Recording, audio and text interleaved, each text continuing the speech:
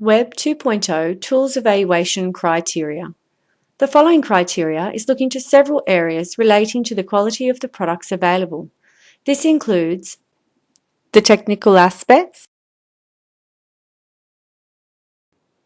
the aesthetics, and support. All needs to be considered. The criteria set out by Bovard and Taylor lists the accessibility and functionality of the tool as being imperative. When we break down these terms, they include firstly the compliance of the sites and/or tools with the requirements within the institution for use. The tool may be the best available. However, if access and permissions within the institution's firewalls do not allow access, then they cannot be used. Secondly, the functionality of the product to the user is important. Can the students log in or create accounts? Can the teacher access their accounts? Is it quick to learn and simple to use? These are considerations Frederick says are important. Does the tool have multi-platform transliteral capabilities? From the perspective of equity in education, this is important, especially in schools using the BYOD or Bring Your Own Device method. And Gangrio and Fincher point out that the students' work needs to be accessible across the IBM Windows, Apple OS and Android platforms.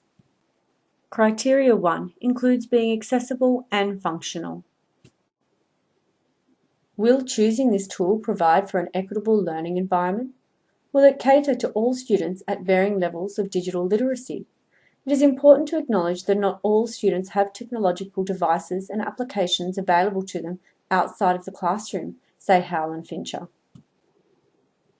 Further aspects to consider are that of collaboration, says Frederick.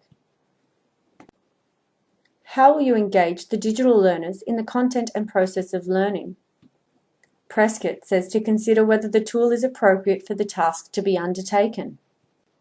Wood asks, does the tool offer basic, extended and full functions that allow for a student to develop their knowledge of the tool and its capacity?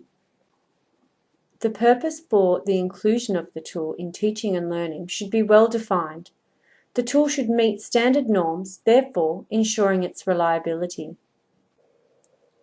Criteria 2 addresses the importance of support to curriculum needs, providing educational significance.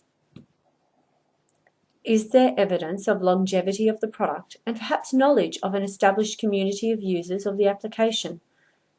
It's important for the teacher to be able to reference back to these areas when support is needed.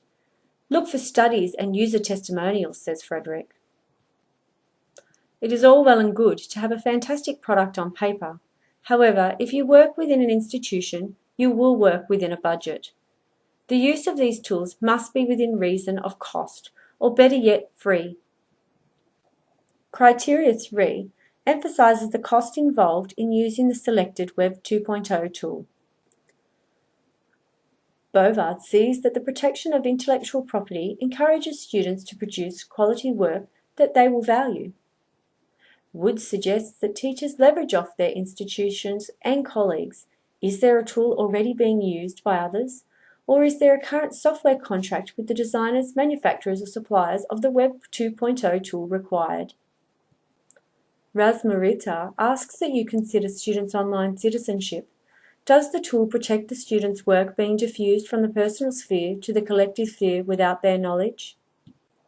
Security and value add to the appropriateness of your choice in criteria 4. Does the tool possess sharing features between teacher and students, thus allowing the teacher to provide feedback during a project which may be used for formative assessment, which occurs throughout the term as students progress in their learning, also allowing for the grading of their work, allowing for a digital record of communication between teacher and student.